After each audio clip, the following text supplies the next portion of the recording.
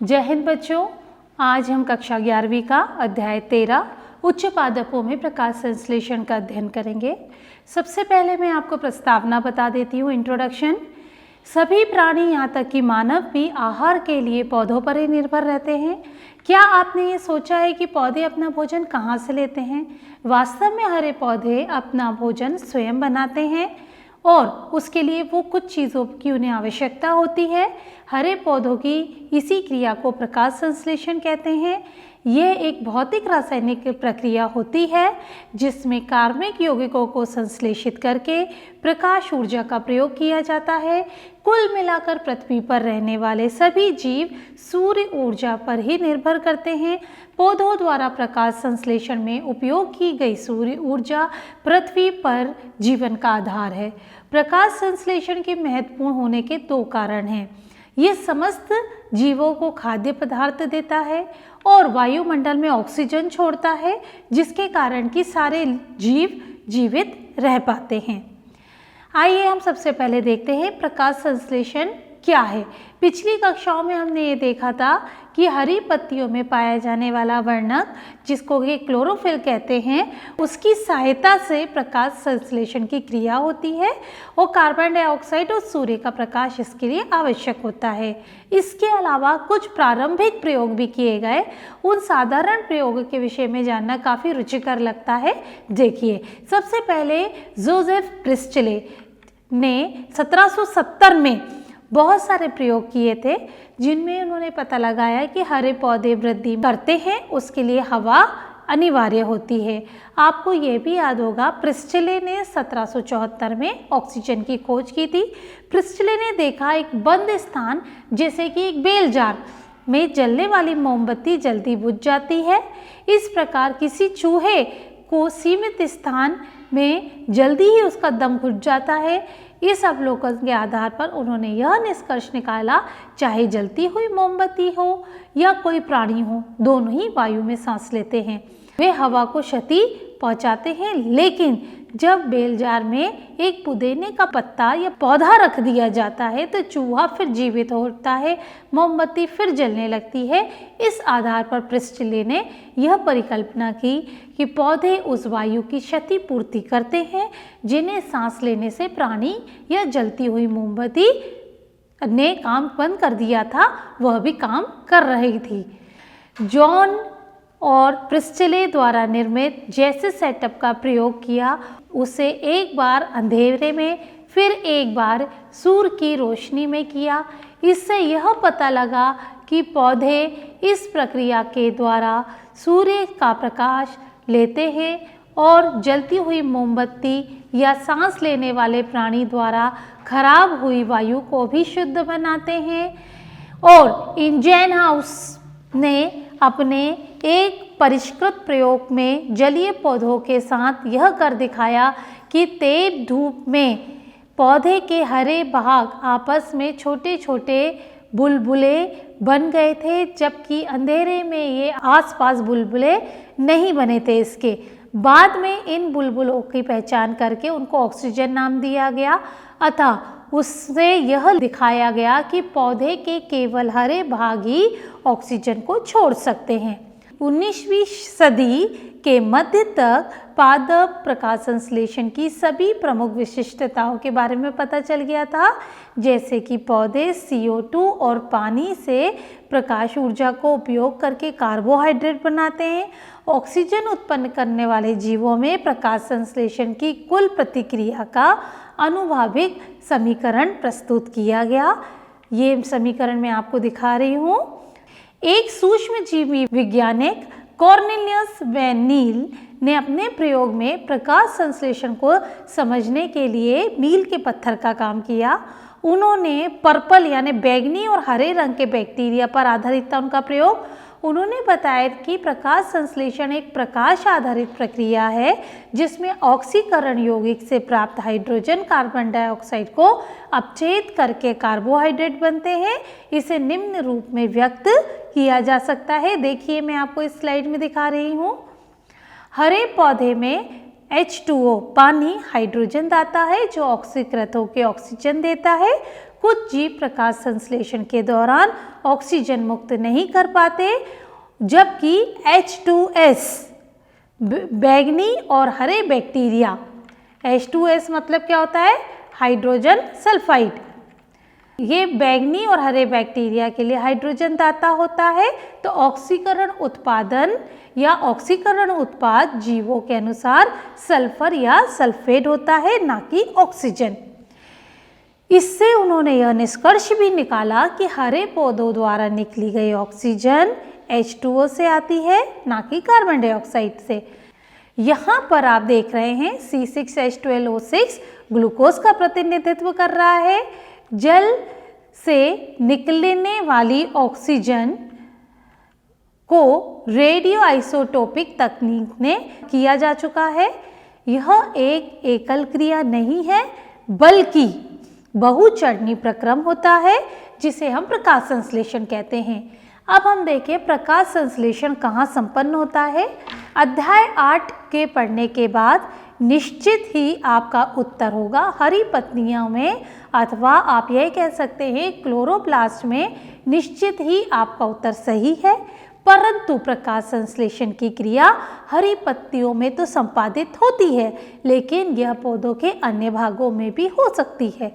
क्या आप पौधों की कुछ अन्य भागों के नाम बता सकते हैं जहाँ पर प्रकाश संश्लेषण की क्रिया होती है?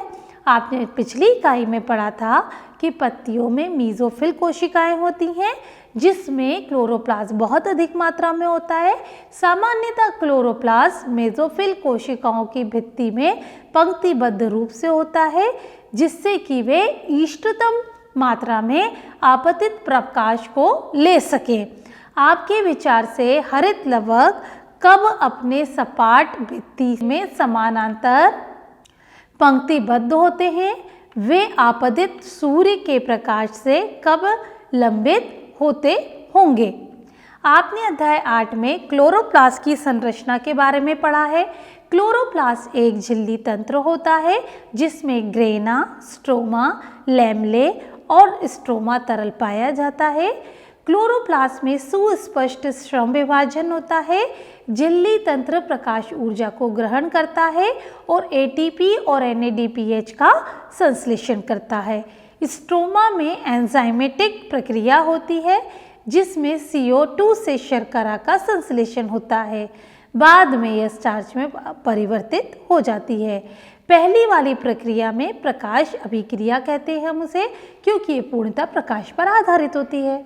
दूसरी प्रक्रिया को, जो कि प्रकाश पर आधारित नहीं होती, अर्थात ATP या NADPH, जो कि सैद्धांतिक रूप से अंधेरे में होने वाली प्रक्रिया होती हैं, इन्हें हम अप्रकाशीय अभिक्रिया कहते हैं। इसके बाद प्रकाश संश्लेषण में कितने वर्णक भाग लेते हैं? आप यह कह सकते हैं कि पौधे को आप जब देख रहे होते हैं तो क्या कभी आप सोचते हैं कि उसी पौधे की पत्तियों के हरे रंग में सूक्ष्म अंतर क्यों होता है? अब हम इस प्रश्न का उत्तर देने के लिए आपको पर्णवर्णकों की पेपर क्रोमेटोग्राफी द्वारा अलग कर सकते हैं, उसका बारे में बताते हैं। क्रोमेटोग्राफी से यह पता लगता है कि पत्तियों में स्थित वर्णक के कारण हमें हरापन दिखाई देता है। वह किसी एक वर्णक के कारण नहीं, बल्कि 4 वर्णकों के मेल के कारण होता है। क्लोरोफिल A, क्लोरोफिल B, ज़ेंथोफिल और कैरोटेनॉइड्स, ये 4 हैं वर्णक। आइए अब हम देख लें कि प्रकाश संश्लेषण में अलग अलग वर्णक क्या भूमिका निभाते हैं। वर्णक वे पदार्थ होते हैं जिनमें प्रकाश की विशिष्ट तरंगदैर्घ्य को वो अवशोषित करते हैं और उनकी क्षमता होती है। क्या आप अनुमान लगा सकते हैं विश्व में कौन से पादप वर्णक सबसे ज़्यादा हैं? आइए अब हम क्लोरोफिल A वर्णक को ग्राफ में अलग अलग तरंगदैर्घ्यता में प्रकाश अवशोषण के अध्ययन को देखते हैं और बताते हैं कि किस तरंगदैर्घ्य पर क्लोरोफिल A अधिकतम प्रकाश को अवशोषित करता है। क्या यह किसी तरंगदैर्घ्य में अन्य अवशोषण की चोटी पर दिखता है? अब हम देखते हैं कि उन तरंगदैर्घ्यों को दिखाया जा रहा है जहां पर कि पादप पर अधिकतम प्रकाश संश्लेषण होता है। क्या आप देख रहे हैं कि तरंगदैर्घ्य क्लोरोफिल ए अर्थात नीला या लाल क्षेत्र को अवशोषण का क्षेत्र होता है, उस क्षेत्र में प्रकाश संश्लेषण की दर सबसे ज्यादा होती है। अतः हम कह सकते हैं क्लोरोफिल प्रकाश संश्लेषण का प्रमुख वर्णक होता है। क्लोरोफिल ए के अवशोषण स्पेक्ट्रम तथा प्रकाश संश्लेषण के क्रियात्मक स्पेक्ट्रम के बीच पूर्णतः परस्पर व्यापन पाया जाता है। एक साथ आप देख रहे हैं ये ग्राफ जो है वो हमें एक साथ ये बता रहा है कि अधिकतम प्रकाश संश्लेषण स्पेक्ट्रम में नीले या लाल क्षेत्र में हो रहा है, कुछ प्रकाश संश्लेषण अन्य तरंगदैर्घ्य में भी हो रहा है। आइए अब हम देखें कि ये कैसे होता है। यद्यपि कि क्लोरोफिल ए प्रकाश को अवशोषित करने का प्रमुख वर्णक है, फिर भी अन्य थैलेकॉइड में वर्णक जैसे क्लोरोफिल बी, ज़ैंथोफिल, कैरोटीन, जिन्हें हम सहायक वर्णक कहते हैं, वे प्रकाश को अवशोषित करते हैं तथा अवशोषित ऊर्जा को क्लोरोफिल ए में स्थानांतरित कर देते हैं। वास्तव में ये वर्णक न केवल प्रकाश संश्लेषण को प्रेरित करने वाली तरंगदैर्घ्य क्षेत्र को बढ़ाते हैं, बल्कि ये क्लोरोफिल ए को फॉस्फो ऑक्सीडेशन से भी बचाते हैं। अब मैं आपको बता रही हूँ प्रकाश अभिक्रिया क्या है। प्रकाश अभिक्रिया, इसको हम प्रकाश रसायन चरण में प्रकाश अवशोषण, जल विघटन, ऑक्सीजन निष्कर्षण तथा उच्च ऊर्जा रसायन माध्यमिकों जैसे ATP, NADPH का निर्माण आदि को शामिल करते हैं। इस प्रक्रिया में अनेक कॉम्प्लेक्स शामिल होते हैं। ये वर्णक सुस्पष्ट प्रकाश रसायन, लाइट हार्वेस्टिंग कॉम्प्लेक्स, जिन्हें हम फोटो सिस्टम 1 और फोटो सिस्टम 2 के नाम से जानते हैं, उन्हें खोज के क्रम के आधार पर नाम दिए गए हैं, न कि प्रकाश संश्लेषण के दौरान उनके अनुक्रम के आधार पर। LHC प्रोटीन से आबद्ध हजारों वर्णक अणु बने रहते हैं। प्रत्येक फोटो सिस्टम में सभी वर्णक होते हैं और LHC का निर्माण करते हैं, जिसे हम एंटीनी कहते हैं। ये वर्णक अलग अलग तरंगदैर्घ्य के प्रकाश को अवशोषित करके प्रकाश संश्लेषण को अधिक दक्ष बनाते हैं। क्लोरोफिल ए का एक अकेला अणु अभिक्रिया केंद्र बनाता है। दोनों फोटो सिस्टम के प्रतिक्रिया केंद्र अलग अलग होते हैं। PS1 में केंद्र होता है क्लोरोफिल ए, जहाँ पे शीर्ष 700 nm का होता है, जिसे हम P700 कहते हैं, और जो PS सेकेंड में अवशोषण शीर्ष 680 nm का होता है, जिसे हम P680 के नाम से जानते हैं। अब देखिए इलेक्ट्रॉन परिवहन। फोटो सिस्टम सेकेंड में अभिक्रिया केंद्र में मौजूद क्लोरोफिल ए 680 nm वाले लाल प्रकाश को अवशोषित करता है, जिससे इलेक्ट्रॉन उत्तेजित होकर परमाणु नाभिक से दूर चला जाता है और इलेक्ट्रॉन को एक इलेक्ट्रॉन का ही ले लेता है। इसको हम इलेक्ट्रॉन ट्रांसपोर्ट सिस्टम, जिसमें यह होता है और इसकी जगह होती है साइटोक्रोम, वहाँ इसको पहुँचा दिया जाता है। इलेक्ट्रॉन की यह गतिविधि अधोगामी होती है, जो अपचयन विभव मापन के रूप में होती है। जब इलेक्ट्रॉन परिवहन श्रृंखला में इलेक्ट्रॉन गुजरते हैं तो उनका उपयोग नहीं होता, बल्कि फोटो सिस्टम PS1 में वर्णकों को दे दिया जाता है। इसके साथ ही PS1 का अभिक्रिया केंद्र इलेक्ट्रॉन भी लाल प्रकाश के 700 nm तरंगदैर्घ्य को अवशोषित कर लेता है और उत्तेजित हो जाता है, और अन्य ग्राही अणु जिनका का रिडॉक्स विभव अधिक हो वो स्थानांतरित हो जाते हैं। ये इलेक्ट्रॉन पुनः अधोगामी गति करते हैं, परंतु इस बार वे ऊर्जा से प्रचुर NADP अणु की ओर चले जाते हैं। ये इलेक्ट्रॉन NADP को अपचयित करके NADPH प्लस H बनाते हैं। इलेक्ट्रॉन के स्थानांतरण की यह सारी योजना PS सेकेंड से शुरू होकर शिखरोपग्राही की ओर इलेक्ट्रॉन परिवहन श्रृंखला से होते हुए PS1 तक इलेक्ट्रॉन की उत्तेजना अन्यग्राही में स्थानांतरण, अंतः में अधोगामी से NADPH का अपचयित होना होता है। योजना Z के आकार की ये होती है, इसलिए हम इसे Z स्कीम कहते हैं। यह आकृति तब बनती है जब सभी वाहक क्रमानुसार एक अपचयोपचय या अपचयोपचय विभव माप पर हो। जल का विघटन। अब आप पूछेंगे कि PS सेकेंड कैसे इलेक्ट्रॉन की आपूर्ति निरंतर करता रहता है। वे इलेक्ट्रॉन जो फोटो सिस्टम सेकेंड से निकलते हैं उनकी जगह निश्चित ही दूसरी को लेनी होती है। जल का विघटन के संबंध में PS सेकेंड से ही है, जिसमें जल जो है वो इलेक्ट्रॉन को विघटित कर देता है। इसमें ऑक्सीजन उत्पन्न होती है जो प्रकाश संश्लेषण का शुद्ध उत्पादक है।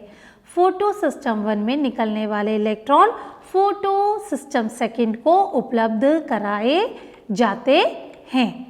हमें यह अच्छे से जान लेना चाहिए कि जल विघटन PS सेकेंड से संबंधित है, जो थैलेकॉइड की झिल्ली के भीतर होता है, और इस दौरान बनने वाले प्रोटॉन्स एवं O2 कहाँ मुक्त होते हैं? यह अवकाशिका ल्यूमेन में अथवा झिल्ली के बाहर की ओर होते हैं। अब आता है चक्रीय और अचक्रीय फोटोफॉस्फोरिलेशन क्या है। जीवों में ऑक्सीकरण पदार्थों में ऊर्जा निकालने तथा उसे बंद ऊर्जा के रूप में संचय करने की क्षमता होती है। विशेष पदार्थ जैसे ATP इस ऊर्जा को अपने रासायनिक बंध में इकट्ठा करके रखते हैं। कोशिका द्वारा ATP के संश्लेषण की प्रक्रिया में फॉस्फोरिलेशन होता है। फोटोफॉस्फोरिलेशन वह प्रक्रिया है जो प्रकाश की उपस्थिति में ADP तथा अकार्बनिक फॉस्फेट से ATP का संश्लेषण करे। जब दो फोटो सिस्टम क्रमिक कार्य करते हैं, PS सेकेंड पहले फिर PS फर्स्ट दूसरे क्रम में, इस प्रक्रिया को हम अचक्रीय फोटोफॉस्फोरिलेशन कहते हैं।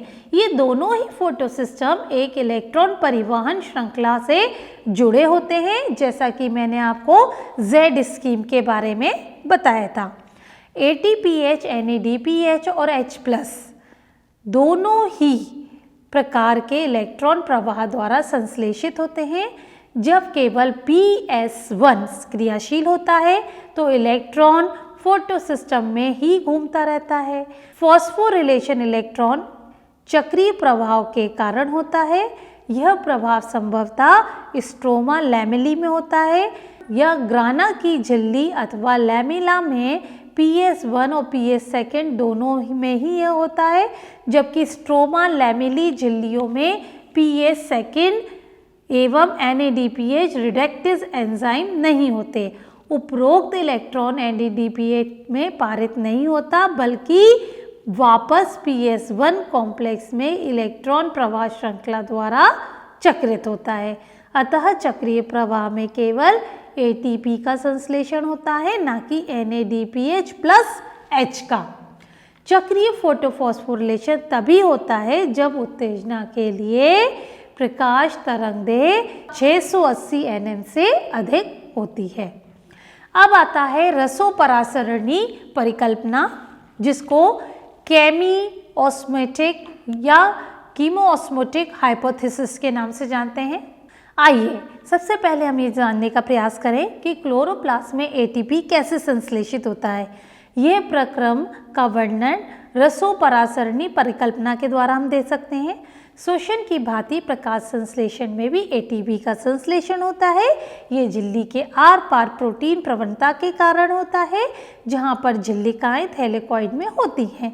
यहाँ पर अंतर यह है कि प्रोटॉन झिल्लिकाओं को अंदर की ओर अंतः अवकाश या अवकोशिका ल्यूमेन में संचित होती है। श्वसन में प्रोटॉन माइटोकॉन्ड्रिया की अंतराझिल्ली अवकोशिका में संचित होता है। जब इलेक्ट्रॉन ETS से गुजरते हैं, ETS मतलब इलेक्ट्रॉन ट्रांसपोर्ट चेन से गुजरते हैं, तब आपको समझ में आएगा। यह समझें कि किन कारणों से प्रोटॉन प्रवणता झिल्लिका के आर पार होती है। हमें पुनः उन प्रक्रियाओं पे ध्यान देना होगा जहां इलेक्ट्रॉन में सक्रियता उनके परिवहन के कारण या परिवहन के समय संपन्न होती है, ताकि उन चरणों को सुनिश्चित किया जा सके जिसके कारण कि प्रोटॉन प्रवणता का विकास होता है। चूंकि जल के अणु का विघटन झिल्लिका के अंदर की तरफ होता है, अतः जल के विघटन से उत्पन्न हाइड्रोजन आयन तथा प्रोटॉन थैलेकॉइड के ल्यूमेन में संचित होते हैं। जैसे ही इलेक्ट्रॉन फोटो सिस्टम के माध्यम से गति करते हैं, प्रोटॉन झिल्लिका के पार चला जाता है। ऐसा इसलिए होता है क्योंकि इलेक्ट्रॉन प्राथमिकग्राही है, जो कि झिल्लिका के बाहर की ओर स्थित होता है। यह अपने इलेक्ट्रॉन को एक इलेक्ट्रॉन वाहक को स्थानांतरित नहीं करता, बल्कि एक हाइड्रोजन वाहक का कार्य करता है। अतः इलेक्ट्रॉन प्रवाह के समय एक अणु स्ट्रोमा एक प्रोटॉन से लेता है। जब यह अणु अपने इलेक्ट्रॉन झिल्ली के भीतर की ओर स्थित इलेक्ट्रॉन वाहक को देता है, तब प्रोटॉन के अंदर की ओर अथवा झिल्ली की अवकाशिका की ओर यह मुक्त हो जाता है। NADP रिडक्टेज एंजाइम झिल्ली में स्ट्रोमा की ओर होता है। PS1 के इलेक्ट्रॉन ग्राही से आने वाले इलेक्ट्रॉन के साथ साथ प्रोटॉन NADP को NADPH+H में अपचयित करने के लिए आवश्यक होता है। ये प्रोटॉन स्ट्रोमा पीठिका से आते हैं। अतः क्लोरोप्लास्ट में स्थित स्ट्रोमा प्रोटीन की संख्या कम होती जाती है, जबकि ल्यूमेन में प्रोटॉन का संचय होता है। इस प्रकार थैलेकॉइड झिल्ली के आर पार एक प्रोटॉन प्रवणता उत्पन्न होती है, साथ ही ल्यूमेन में pH वैल्यू भी कम हो जाती है। हमारे लिए प्रोटॉन प्रवणता इसलिए महत्वपूर्ण है क्योंकि प्रोटॉन प्रवणता के टूटने पर ऊर्जा निकलती है, और प्रवणता इसलिए भंग होती है क्योंकि प्रोटॉन झिल्ली में उपस्थित APDS में परागमन वाहिका के मध्य स्ट्रोमा गतिशील होते हैं। आपने अध्याय 12 में ATP से ATPase एंजाइम के बारे में थोड़ा पढ़ा हुआ है। आपको याद होगा ATPase एंजाइम के दो भाग होते हैं। एक भाग F0 कहलाता है, जो झिल्लिका के अंदर की ओर होता है, और ये परागम झिल्लिका चैनल की रचना करता है, जो कि झिल्लिका से आर पार प्रोटॉन को विसरण कराने में आगे बढ़ाता है। दूसरा भाग F1 कहलाता है, जो थैलेकॉइड की बाहर की सतह या स्ट्रोमा के ओर होता है, पर ऊर्ध्व के रूप में होता है। प्रवणता का भंजन पर्याप्त ऊर्जा का प्रदान करता है, जिसके कारण ATPase का कण F1 में रूपांतरित समरूपण इसमें परिवर्तन आ जाता है, जिसमें एंजाइम ऊर्जा प्रचुर मात्रा में ATP का संश्लेषण कर सकती है। रसोपरासरण के लिए एक झिल्लिका, एक प्रोटीन पंप, एक प्रोटीन प्रवणता ATPase की आवश्यकता होती है। प्रोटॉन की एक झिल्लिका आर पार पंप करने के लिए ऊर्जा का प्रयोग होता है, ताकि थैलेकॉइड ल्यूमेन में एक प्रवणता अथवा प्रोटॉन की उच्च सांद्रता उत्पन्न हो सके। ADPH में निश्चित एक चैनल अथवा नलिका होती है, जो कि झिल्लिका के आर पार प्रोटीन को विस्तृत करने का अवसर देती है। यह ATPase एंजाइम को सक्रिय करने के लिए पर्याप्त ऊर्जा छोड़ता है, जो कि ATP संश्लेषण को उत्प्रेरित करती है। इलेक्ट्रॉन की गतिशीलता से उत्पादित NADPH के साथ ATP भी स्ट्रोमा में संपन्न होने वाली जैव संश्लेषण में तुरंत उपयोग होने के लिए होती है, जो CO2 के स्थिरीकरण और शर्करा के संश्लेषण के लिए ज़रूरी है। तो बच्चों, आज हमने इस पाठ में आपको प्रकाश संश्लेषण के बारे में बताया कि किस तरह से प्रकाश संश्लेषण की क्रिया होती है। प्रकाश संश्लेषण के वर्णक क्लोरोफिल A, B की जानकारी दी आपको। प्रकाशीय अभिक्रिया, अप्रकाशीय अभिक्रिया क्या होती है, इलेक्ट्रॉन ट्रांसपोर्ट सिस्टम क्या होता है, इसके बारे में चक्रीय अचक्रीय फोटोफॉस्फोरिलेशंस क्या होते हैं, ATP कैसे संश्लेषित होता है, ये सारी जानकारी दी। अब मैं आपको गृह कार्य के कुछ प्रश्न दे रही हूँ, उनको आप हल करिए। निश्चय ही वह आपकी परीक्षा में मदद करेंगे। धन्यवाद।